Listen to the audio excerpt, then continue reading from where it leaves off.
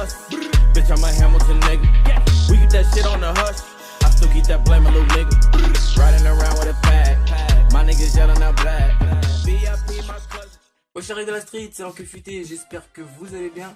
Aujourd'hui petite vidéo après 2 mois d'absence, 2-3 mois d'absence. Une petite vidéo simple que j'avais envie de faire, que j'avais une idée comme Rukio. C'est monter un PC gamer complètement gratuitement. Alors ça peut paraître aguicheur voire putaclic le titre, mais tout ce que vous voyez ici, rien n'a été payé. Totalement rien du tout. Tout a été gratuitement. Si vous voulez vraiment savoir comment je les ai eu gratuitement, vous pouvez me demander dans les commentaires et je vous dirai, ou je referai une vidéo pour vous expliquer. Donc je vais vous présenter un petit peu tout ce qu'il y a et puis on va passer directement au montage, etc., etc. Donc on part sur 8 Go de RAM, le processeur, c'est un Core 2 Quad Q6600, voilà. 2 disques durs 500 Go, donc un Seagate et un Western Digital. On va lui mettre cette petite carte graphique parce que bien sûr on n'a pas plus que ça, c'est une GeForce 9600 GT.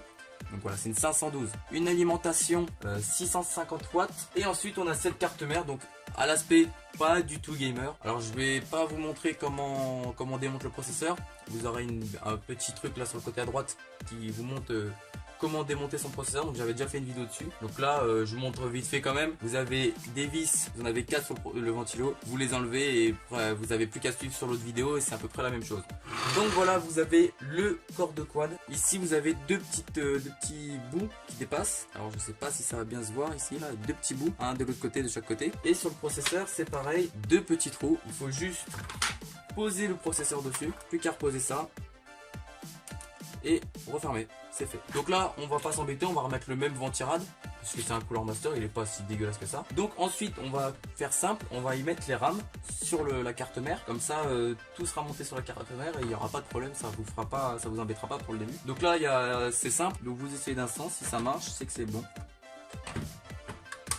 Voilà, donc là c'est le bon du premier coup. Normalement dans la plupart des cas toutes les rames se remettent dans le même sens. Si vous avez la marque ici, ça sera pareil dans toutes les marques, vous ne mettrez pas une à l'envers, une à l'endroit. La plupart du temps c'est dans le même sens. Donc voilà, on a entendu tous les petits clics sur la carte mère. Donc on a bien nos 8 Go de RAM avec notre Q6600 déjà monté dessus. Donc là ce qu'on va faire tout simplement, on va aller chercher la tour, le boîtier. Donc voilà, je vous montre un peu la tour. Donc là elle est un peu imposante au niveau de la vidéo. Donc ici comme on voit, on a les étiquettes que vous pouvez décoller avec un décapeur thermique. Vous chauffez un petit peu, puis vous prenez avec une pince vos ongles, vous l'enlevez et puis c'est bon. Après un petit coup de WD-40 avec un chiffon, vous nettoyez ça et c'est propre. Vaut mieux commencer par y mettre l'alimentation parce que c'est ce qui est le plus imposant et le plus gros. Vous la prenez. Maintenant vous n'avez pas forcément de sens, le mieux reste quand même, si je me trompe pas, de mettre les câbles vers le bas parce que d'après la logique le ventilo souffle à l'intérieur, parce que si vous le mettez de ce sens là, le ventilo va souffler contre la carcasse et ça risque de pas chauffer. Mais normalement vous pouvez quand même le visser, si je me trompe pas ça peut se visser. Le mieux ça reste quand même de faire sortir l'air de l'alimentation dans la tour au lieu de le faire sur la paroi. Donc tout simplement là il n'y a rien de dur, juste y mettre l'alimentation dedans et voilà. Donc là elle est mise, ce qui vous reste à faire c'est y mettre 4 vis. Donc voilà, vous en avez 4, vous avez les trous bien sûr présents sur la carte mère, sur la carcasse. Donc voilà, on visse et on se retrouve juste après. Donc voilà, on a l'alimentation dans le PC. Je pense qu'on va vous faire une vue du dessus, ce sera plus simple pour vous que vous voyez plus agréablement. Donc voilà, on met la petite backplate, un peu dur à prononcer, j'y arrive pas trop. Donc tout simplement, vous la mettez à l'endroit, hein, vous voyez bien qu'il y a sur la carte mère, vous avez votre carte mère. Et là vous mettez la backplate dessus. Donc elle est de ce sens là, donc vous la mettez comme ça dans le PC. Vous la mettez de l'intérieur, vous la mettez dans le trou et tout simplement vous poussez pour que ça soit bien clippé. Donc pour la suite, tout simplement vous prenez la carte mère que vous enfoncez dans la tour tranquillement pour pas tout casser. Et là vous n'avez plus qu'à l'enfoncer avec la backplate et normalement ça rentre tout seul. Donc là c'est pareil pour la carte mère, il faut y mettre des vis. Il y en a un ici, il y en a un ici, un autre là, un autre ici, deux autres là. Donc là on en a deux autres au niveau à peu près de la carte mère, hein, juste à côté. Donc je visse toutes les vis et on se retrouve tout de suite. Alors voilà, on se retrouve, alors grosse erreur de ma part que je viens de me rendre compte. Dans le coin, vous avez le branchement du processeur par l'alimentation. Et là ça va être très dur d'accès. Donc du coup bah, ça aurait été mieux de le brancher avant. Mais bon, je devrais y arriver. J'ai vu des choses plus dures dans ma vie. Donc voilà, là vous avez en double, mais vous en avez besoin que de un seul. C'est parce qu'il y a des cartes mères où il y en a double branchement pour le processeur. Donc là vous en avez besoin que d'un seul. Donc voilà, j'ai réussi à le brancher. Donc c'est pas si dur que ça, mais c'est un peu chiant quand même. Donc voilà, ici il faut bien faire attention. Vous voyez bien qu'il y a un petit branchement. Ici une petite cosse. Je vais essayer de faire un petit zoom avec le téléphone. On a une petite cosse pour le branchement d'un ventilo. Donc pareil, il faut y faire attention. On peut tordre les pattes très facilement. Pour la suite, on va brancher la carte mère. Donc on essaie d'écarter tous les autres branchements pour pas qu'ils nous saoulent. Donc c'est simple. C'est le plus gros. Donc c'est là où il y a toutes les cosses, là, toutes les pins. Donc là, celle-là c'est une 24 pins si je me trompe pas. Et il faut bien tous les attacher ensemble. Pour les mettre ainsi dans le trou prévu à cet effet. Donc forcément vu que c'est des cartes mères qu'on peut, enfin des alimentations où l'on peut mettre, on peut en mettre que 20, bah ça fait qu'il y en a ici 4 qui peuvent pas, qui sont tout le temps détachés de l'alimentation. Un peu dur à brancher, mais sinon ça va. Voilà. Donc pour la suite, un lecteur CD, donc j'en mets un juste pour combler le trou devant, mais est-ce qu'on va le brancher? Juste pour la vidéo, je pense que oui, mais sinon on n'en aura pas l'utilité. Pareil, on le rentre par l'avant de la tour et après il n'y a plus qu'à pousser. Donc là, il faut bien clipper. Voilà, faites bien attention que tout soit bien mis. Et là, c'est pareil, on remet ça. Et là, on peut plus bouger. Il est bien clippé dedans. Donc voilà, maintenant on va en mettre que un disque dur. Donc après réflexion, on va en mettre qu'un. J'ai mis un gros coup de pied dans le trépied. Donc on va mettre ce 500 Go là de Western Digital. Alors soit c'est de ce sens là. Donc là, il faut bien sûr déverrouiller. Donc voilà, ça passe. On va passer à la suite, brancher les câbles de la tour. Donc là voilà, ça va être un peu dur pour vous de voir. Voilà, ici vous avez les cosses blanches et là vous avez ceci. Donc là il faut juste trouver le bon truc. J'essaierai de vous mettre soit un schéma ou quelque chose dans le genre qui vous explique comment le brancher. Et puis voilà, là vous le mettez juste dedans, c'est simple. Donc là il y a juste deux cosses qui dépassent à côté, c'est rien. Donc là après, on y a des...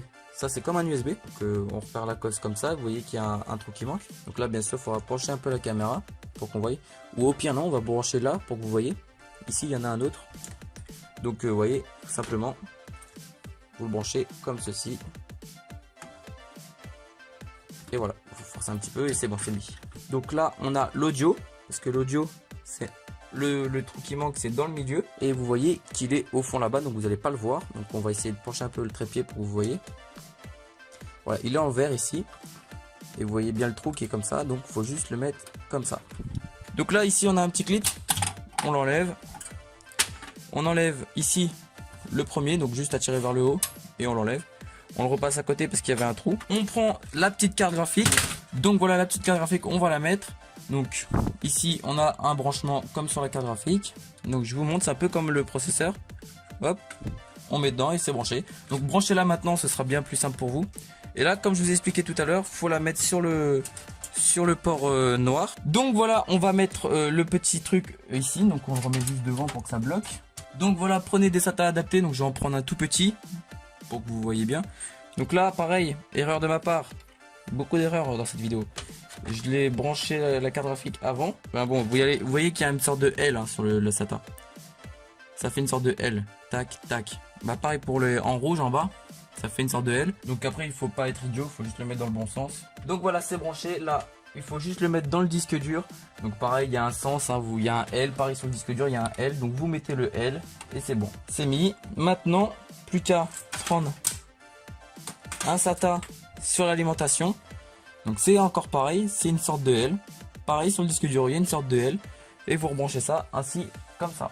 Même opération pour le lecteur CD. Si vous comptez le brancher, hop, maintenant il n'y a plus qu'à voir s'il marche avec un test et tout ça. On range ceci et puis on part au test tout de suite. Donc voilà, le PC est fini d'être monté. Donc on a la petite config que je vous redis ainsi. Donc on a 8 Go DDR2, une alimentation de 650 watts avec un processeur Intel Core 2 Quad Q6600, un disque dur Western Digital de 500 Go.